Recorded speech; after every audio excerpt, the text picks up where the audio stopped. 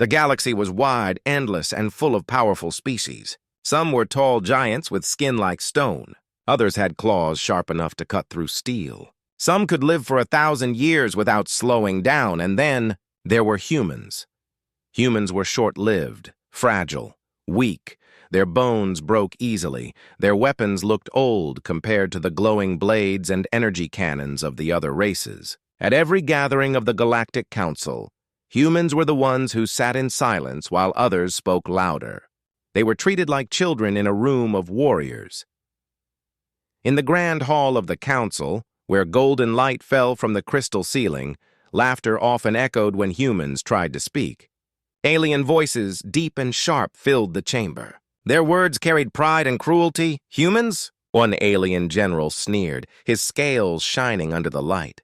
A mistake of nature. They survive on luck, not strength. Another, with wings folded behind his back, smirked. They fight with bullets and metal ships as if fire and iron could win wars in this age. The laughter grew louder. It bounced off the marble walls, drowning the quiet human delegation. The human ambassador, an older man with tired eyes, said nothing. He only lowered his head. He had heard these words many times before. His people were mocked, insulted, and ignored. The council chambers smelled of burning incense, and yet for the humans, the air always carried the bitter taste of humiliation. And still, something stirred inside them. Humans were weak, yes. But weakness had taught them something the powerful had forgotten: how to endure, how to learn, how to wait. That night, when the meeting was over, the human delegation left the hall in silence. Outside the council building, the twin moons shone over the alien capital. The streets were filled with lights, music, and the smell of strange foods. But the humans walked with heavy steps, their hearts carrying more than the weight of laughter. One of them, a young officer named Marcus, clenched his fist. His jaw was tight, his eyes staring at the stars above. "One day," he whispered softly, so no alien could hear, "one day they will see what we truly are." No one answered him. The others only walked on, tired and silent. But his words lingered in the night air like a hidden fire waiting to burn. The council believed humans were nothing more than fragile creatures, unfit for power. Yet they never asked how humans had survived so many wars on their small planet. They never wondered why humans, despite their weakness, kept spreading to new worlds, building colonies where others had failed. I still remember that night, when the stars seemed to listen. The humans were leaving the council, but deep inside, a seed had been planted. A seed of anger, of determination, and seeds, no matter how small, always grow. In the months that followed, whispers spread across human colonies. Scientists worked longer hours in hidden laboratories. Soldiers trained in silence, their eyes filled with something new: resolve. Ordinary people, who once felt ashamed when hearing alien laughter, now held their heads higher. Still, no alien noticed. To them, humans were background noise in a galaxy of powerful voices. But the silence of humans was not weakness. It was preparation. Back on Earth, in dark underground bunkers, plans were being written. Engineers tested strange weapons that shook the air with thunder. Pilots flew dangerous new ships through the black sky, pushing their bodies to the limit. Soldiers learned to fight not with strength, but with cleverness, with traps, with patience, with strategies no alien had ever imagined. And in the shadows, far away from the eyes of the council, humanity began to change. The aliens continued to laugh. They mocked humans in their grand palaces, their voices dripping with pride. But if they had looked closely into human eyes, they might have seen it: the quiet fire, the hidden storm, because weakness is not always weakness. Sometimes it is the beginning of something greater. That first night, when Marcus clenched his fist under the cold moons, he was not the only one. All across the stars, others like him were whispering the same promise. One day, they will see. And the galaxy, in all its pride and blindness, had no idea that its greatest mistake was not in mocking humans, but in ignoring them. The humans were weak. At least that's what everyone believed, until they weren't. The council chamber was brighter than usual that day. The crystal roof let sunlight pour in, scattering colors across the polished floor. Alien banners hung from the walls, symbols of pride, power, and conquest. The hall was filled with leaders from across the galaxy. Their voices mixed together like a storm, deep rumbles, sharp hisses, and cold laughter. At the far end of the chamber, the human delegation stood waiting. Their uniforms were simple, almost plain, compared to the shining armor and glowing robes of the other races. They looked small in the vast room, surrounded by giants and predators. The human ambassador, Richard Hale, stepped forward. His face was calm, his voice steady. "We come today not to beg," he said, his words echoing against the tall walls. "We come to offer peace?" "An alliance. Humanity does not seek war. We seek respect and we seek unity." For a moment, there was silence. Then the laughter began. A tall alien with skin like burning metal let out a cruel chuckle. His voice carried across the chamber. "Respect? From you?" His eyes glowed red as he sneered. "Your species breaks like glass. You bleed too easily. What can humans give us except weakness?" Another joined in, wings stretching as his voice hissed through the air. "Alliance? What would that look like? We fight wars that last centuries. You live less than a century. By the time one war ends, your children are already dust." The laughter spread. It filled every corner of the hall, bouncing off the walls, pressing down on the humans like a heavy weight. The sound was sharp, like knives scratching on stone. Ambassador Hale's face did not change, but inside, his chest felt heavy. The room smelled of burning incense, but to him the air tasted bitter, almost sour. His people had stood in this chamber many times, and every time it was the same. Mockery, cruelty, insults, but this time, something was different. Behind him stood young officers, silent and still. One of them was Marcus, the same man who had clenched his fist under the moons on the night of humiliation. His eyes burned with quiet fire as he stared at the aliens. He said nothing, but his silence was not weakness. It was promise. One alien leader, a warlord covered in thick black armor, leaned forward and spoke with a voice that shook the floor. "If humans want respect, then prove it. Show us a weapon that can crush our fleets. Show us an army that can break our walls.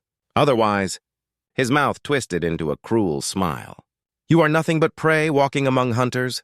The hall erupted again in laughter. It was louder now, crueler. Some slammed their fists against the marble tables, some hissed with mocking joy. The sound was deafening. Ambassador Hale slowly lowered his eyes.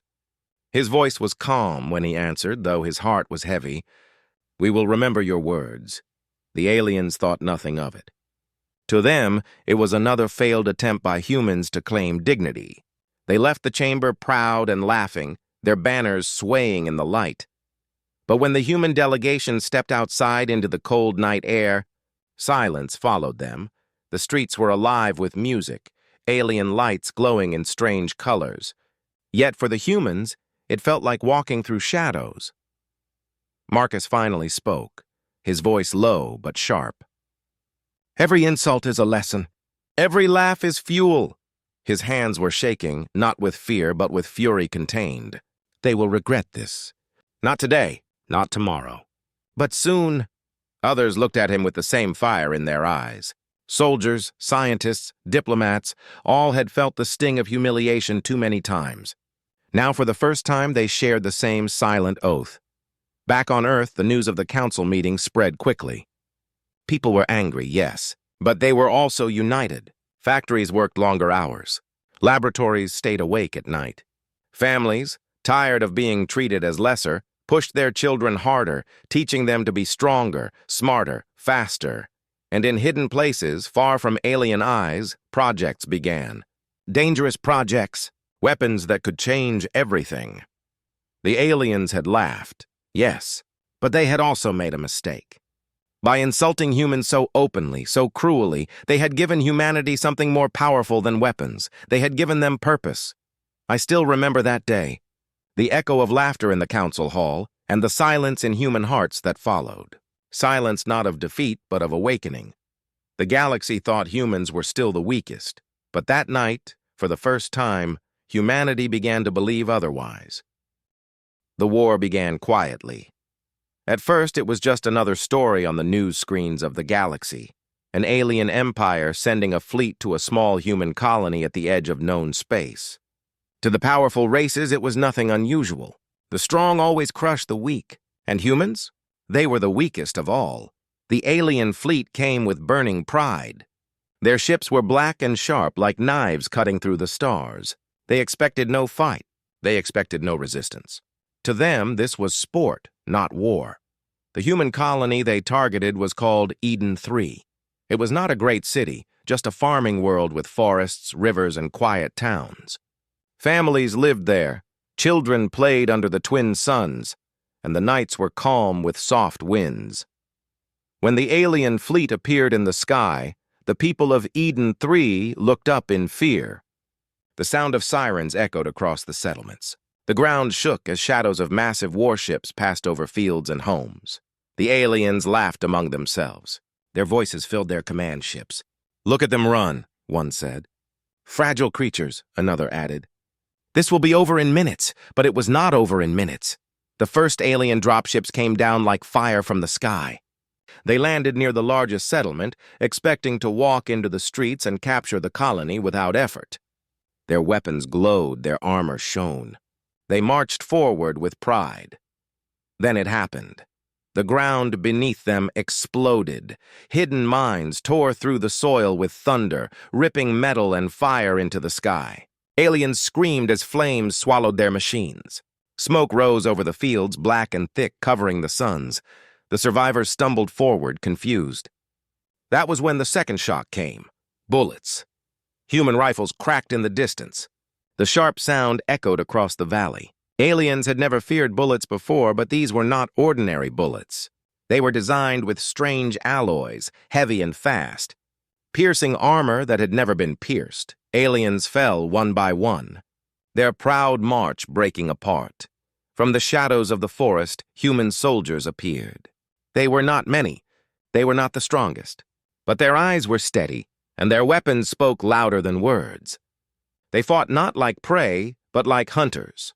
The aliens fired back with glowing cannons, burning holes through trees and rock. The forest lit up with fire. But every time they pushed forward, another trap exploded beneath their feet. Every step was danger. Every shadow hid resistance. The alien commander roared in anger. "This is impossible. They are weak." But weakness was nowhere to be seen. Above the battlefield, a single human ship broke through the clouds. It was small compared to the alien cruisers, almost tiny. Yet it carried something new, a weapon no alien had seen before, a railgun. The sound came first, a deep crack that split the air like thunder. Then in a flash of light, a shot tore across the sky. It struck one of the alien warships with unstoppable force. The ship did not explode at first. It simply broke, split apart as if invisible hands had crushed it in half. Pieces burned as they fell into the atmosphere, scattering like meteors across the valley. Silence followed for a moment. Even the aliens could not believe what they had seen. A mighty warship destroyed by a single shot from a human vessel. Fear entered their eyes. On Eden 3, the battle raged through the night. Human soldiers moved like shadows, their traps and weapons tearing apart an army that had once believed itself unbeatable. Children and families hid in underground shelters, listening to the thunder of explosions above. By dawn, the alien fleet was broken. Fires burned in the sky, pieces of metal falling like dying stars. The survivors retreated, their pride shattered, their voices filled with anger and fear. News spread quickly across the galaxy. Whispers began in marketplaces, in military halls, in the grand chambers of alien rulers. "Did you hear? The humans destroyed a fleet. With what?" "A single shot. A weapon that split a ship in half." "Impossible. Humans cannot do that." But it was no rumor. It was truth. For the first time, the galaxy looked at humans differently. Not with respect yet, not with alliance, but with something far older. Fear. I still remember that day.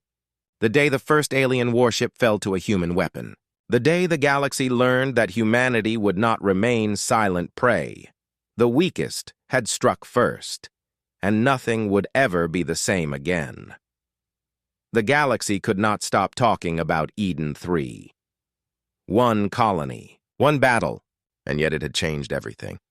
An alien fleet had been destroyed, not by giants, not by ancient empires, but by the weakest species of all, humans. The whispers spread fast. Some aliens claimed it was luck. Others said it was a trick, a fluke that would never happen again. But in their voices, behind the pride, there was something new: fear. On Earth, the story was told differently. Children in schools whispered it with shining eyes. Families who had once felt small now spoke with pride. Soldiers repeated the tale like a vow. And in hidden laboratories, scientists worked harder than ever before, because Eden 3 was only the beginning. Beneath the mountains of Earth, deep underground, secret bunkers shook with the sound of machines. Sparks flew in the dark as engineers tested new weapons. The air smelled of oil, smoke, and hot metal. One man, Dr. Elias Ward, stood watching as a massive cannon powered up. The walls trembled as the weapon fired a test shot into reinforced steel. The impact cracked the metal like glass. Ward smiled, though his face was tired. "Railguns," he whispered. "They laughed at bullets. Let's see how they laugh at this." But weapons were not the only project. In another facility, soldiers trained harder than ever. They ran through fire drills, learned to fight in zero gravity, practiced ambushes in forests and cities.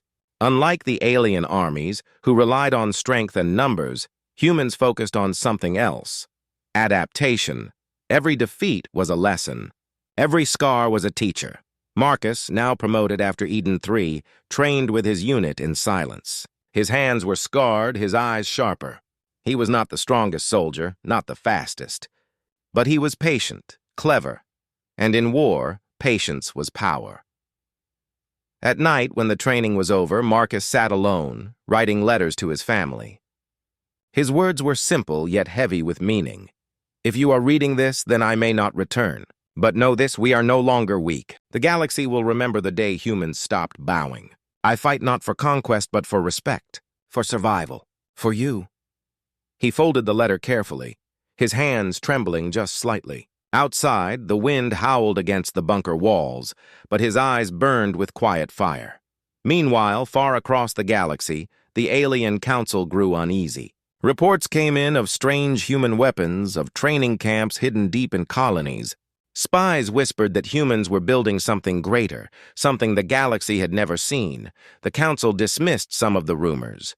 "Humans cannot rise so quickly," one alien lord said, his voice dripping with pride. "They are fragile. They are short-lived. They lack vision, but still, unease spread." In the shadows, humanity continued its work. The greatest secret was not the railguns or the new warships. It was something more dangerous: the human spirit. Unlike other species, humans adapted faster than anyone else. Pain made them stronger. Defeat made them wiser. And the more they were mocked, the more determined they became. The aliens did not understand this. They had grown powerful too easily, too long ago. They had forgotten what struggle felt like. But humans remembered. I still remember those days. The smell of burning steel in the factories, the thunder of new engines, the whispers of soldiers promising they would never be prey again. In the heart of Earth, one final project was kept hidden, locked behind steel doors and guarded by silence. Only a few knew what it truly was. Scientists worked in shifts, never leaving the underground chamber. Strange machines pulsed with energy, glowing softly in the dark. When asked what they were building, one scientist answered only with a smile: "Something that will make the galaxy tremble." Above, the stars looked peaceful.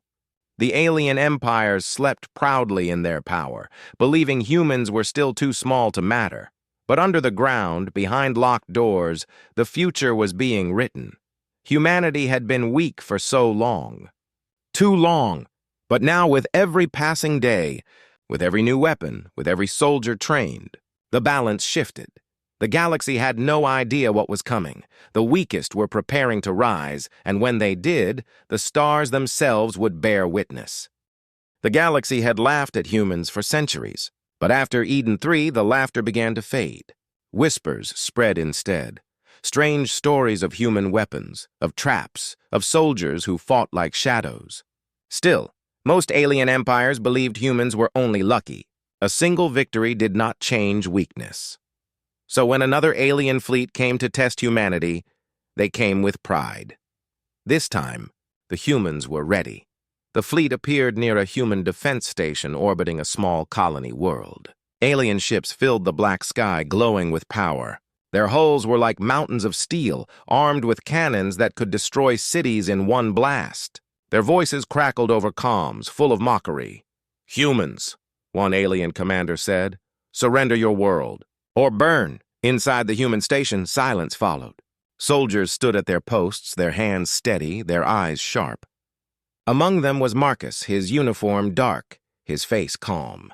He had trained for this moment. His heart was steady, his hands firm. Across the room, the captain gave a single order. "Fire!" The station shook as the railgun came alive. It was not large, not glowing with alien magic, but its power was hidden in speed, in precision. The sound was like thunder in space, a deep crack that tore through silence. The shot glowed faintly as it cut across the void, faster than the eye could follow. It struck the largest alien battleship. The ship did not explode at once. It bent. Metal screamed. Lights flickered across its massive body. Then, with a roar that shook even the humans watching, it split apart. The battlefield went silent. The aliens stared in disbelief. One shot. One human weapon had destroyed a ship that had survived centuries of war. Their pride cracked in an instant. Then the humans fired again. The second shot tore through another cruiser. Pieces of glowing metal scattered like burning stars across the black sky. The aliens began to panic. Inside the human station, the soldiers watched quietly. No one cheered. No one laughed. They only kept firing, their faces cold with focus. Marcus whispered under his breath, words only he could hear. "This is for every insult. For every time they called us weak, the battle raged. Alien ships launched counterfire, their cannons lighting up the void with fire. Explosions thundered across space. But humans had prepared. Their smaller ships moved quickly, dodging blasts, striking back with cunning precision. Where the aliens relied on strength, humans relied on patience. Every move was calculated. Every shot was placed with deadly care. Hours passed. Fire lit up the dark sky, painting it red and gold. Alien voices turned from pride to panic, from arrogance to fear. At last, their fleet broke. The survivors fled, their engines burning as they escaped into the void. They left behind only wreckage, fire, and silence. For the first time in history, humanity had not only defended itself, it had struck back, and won. Across the galaxy, the news spread like wildfire. The story of the railgun shot that split a warship in half became legend overnight. Markets, taverns, and palaces buzzed with the same words: humans. They are not weak anymore. Some alien rulers grew angry. "This is impossible," they said. "Humans cannot rise so fast." Others grew afraid. If humans could build weapons like this now, what would they build tomorrow? But no matter what they said, the truth was clear. Humanity had taken its revenge. On Earth, the skies lit with fireworks that night. Families hugged each other with tears in their eyes. Children shouted the names of soldiers they would never meet but would always remember. For the first time in generations, humans felt pride instead of shame. And yet, inside the bunkers, inside the training fields, there was no celebration. Soldiers kept training. Scientists kept building. Leaders kept planning. Because they knew this was only the beginning. The galaxy had seen one shot, one weapon. But humanity had many more secrets waiting. I still remember that day. The silence after the alien fleet fled, the broken pieces of their ships floating in space, glowing like dying stars. It was not just victory. It was a warning. The weakest had roared back, and the galaxy trembled. The galaxy was no longer the same. After Eden 3, after the railgun shot that split a battleship, after the defeat of the proud fleets, silence spread across alien empires. For centuries, humans had been the ones ignored, mocked, and pushed aside. Now, they were the ones whispered about in markets, in palaces, in council halls. Their name was spoken with caution. Their eyes, once dismissed, were now feared. In the great chambers of the council, the alien leaders argued. "They are dangerous," one said, his voice sharp. "If we do not crush them now, they will rise further." Another shook his head. And if we try and fail again? Do you want the galaxy to see us fall to humans a second time? The room filled with anger, pride, and unease. The smell of incense filled the air, but under it, there was the stench of fear. For the first time in memory, the galaxy's strongest did not know what to do across the stars. Spies were sent to Earth. They moved through shadows, watching the bunkers, the factories, the training grounds. They saw soldiers pushing their bodies beyond limits. They saw scientists building strange new machines, weapons that glowed with energy no one else had mastered. Reports returned to alien capitals, filled with the same warning: humans are preparing for something greater. In markets on alien worlds, traders told stories. They learned too quickly, one whispered. Give them a decade and they will be unstoppable. Another nodded, eyes wide. The weak never forget. And humans, they remember everything. The galaxy, once so proud, now carried unease like a shadow. On Earth, the change was felt too. Cities glowed brighter at night, powered by new energy. Children trained in schools not just with books, but with survival drills. Soldiers drilled in silence, their footsteps echoing in vast hangars. But there was no joy, no loud celebration. Humanity did not dance in their rise. They prepared in silence, their hearts heavy with what was coming. They knew the galaxy would never forgive their defiance. War was not over. It was only beginning. Marcus, now a commander, walked through the underground bunkers. His eyes studied the soldiers training, the engineers working without rest. He felt pride, but also a heavy weight. He knew every step forward brought more danger. At night, he sat alone again, writing in his notebook. His words were not meant for anyone, but they carried the truth. They fear us now, but fear brings hate. Hate brings war. I must be ready. We all must be ready. He closed the book and looked at the ceiling where the steel hummed with the sound of machines. Above that steel lay Earth, and above Earth the stars. Somewhere out there, millions of eyes were watching, waiting. Far away in alien palaces, rulers sat in silence. Their advisors whispered. Their generals sharpened weapons. Some argued for alliances with humans, hoping to survive by standing at their side. Others demanded war, desperate to crush humanity before it was too late. But deep down, all of them carried the same fear. What if humans were already too strong? I still remember those days. The tension in the air, the silence before the storm. You could feel it even on the streets of Earth, in the markets of alien cities, in the great halls of rulers. Everyone knew something was coming, something bigger than anything before. The galaxy had mocked humans, but mocking turned into whispers. Whispers turned into fear. And fear, once planted, does not die. It grows. And in the shadows of Earth, hidden deeper than anyone imagined, a weapon was waiting. A secret so powerful it had never been shown to the world. Only a handful of humans knew it existed. When it was revealed, it would change everything. The galaxy believed it had seen humanity's strength, but it had only seen the beginning. The weakest had become dangerous, and the galaxy, in its fear, could only wait for the storm to break. The galaxy could not wait any longer. Whispers had turned to fear, and fear had turned to rage. The alien empires, once proud and divided, now gathered together for one final strike. If humanity was not crushed now, then no one would ever be able to stop them again. The largest fleet in history was assembled. Thousands of warships from dozens of empires filled the dark skies of space, their weapons glowing like endless stars. The commanders stood tall, their voices full of pride. "This ends today," one alien general declared. "Humans will be erased." The fleet moved toward Earth. On the planet below, humanity watched. Cities went silent. Families hid in shelters. Soldiers stood at their stations, their hearts steady, their eyes burning with fire. Marcus stood in the command center of Earth's defense. His hands rested on the table, his face calm. Outside the window, the sky glowed with the light of alien engines. The sound of alarms filled the air, deep and heavy like a drumbeat of doom. But Marcus did not look afraid. He whispered to himself, words only he could hear. "This is the moment. This is what we prepared for." The alien fleet entered Earth's orbit. Their ships filled the sky, blocking the stars. Their weapons charged, glowing brighter than suns. The ground shook as their voices thundered over comms. "Humans," they roared, "your time is over. Submit or die." Silence followed. Then the humans answered, not with words, but with light. From deep beneath the surface of Earth, hidden doors opened. Towers of steel rose from the ground. Massive machines awakened, their cores glowing with strange, pulsing energy. The air trembled as the sound of power filled the atmosphere. The ultimate weapon, the project hidden for years, known only to a few, was finally revealed.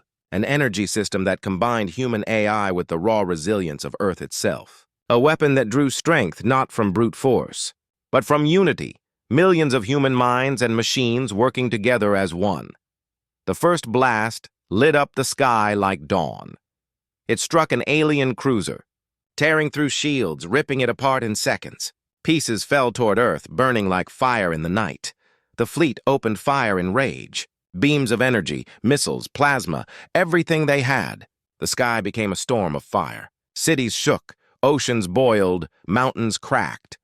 But the weapon answered. With each pulse, another alien ship fell. Their proud warships, symbols of centuries of power, broke like fragile glass under the fury of human resolve. The railguns joined in, thunder cracking through space as one shot after another shattered the invaders. Inside the command center, Marcus stood firm. Sweat ran down his face, but his eyes never wavered. Around him, soldiers worked without fear, voices calm even as the world shook. One young officer whispered, "We're holding. We're actually holding." Marcus only nodded. "No, we're winning." The battle raged for hours. Fire painted the skies, black smoke covered the stars, and the earth shook with every impact. Alien voices turned from pride to shock, from shock to fear, and from fear to silence. By dawn, it was over. The largest fleet in history had been broken. Their ships burned across the void, their survivors fleeing into the darkness. Earth still stood. Humanity still breathed, and the galaxy would never forget. Across the stars, the news spread like wildfire. "The humans have done it," voices whispered in disbelief. "They stood against all of us, and they won." Some species bowed their heads in respect. Others trembled, afraid of what humanity would become. But no one, not even the proudest empire, dared to laugh again. On Earth, families came out from shelters, tears in their eyes. Children looked at the skies where the smoke still lingered and whispered the name of their world with pride. Soldiers returned home, tired, scarred, but unbroken. Marcus stood on a hill overlooking the city. The air smelled of smoke and iron, but also of victory. He looked at the rising sun, its light breaking through the clouds, and whispered, "They thought we were weak. But weakness taught us how to fight. Weakness taught us how to endure, and now we are stronger than all of them." I still remember that day, the day the galaxy fell silent. Not from laughter, not from pride, but from fear and respect. The weakest were weak no longer. Humanity had risen, and the stars themselves would never forget it.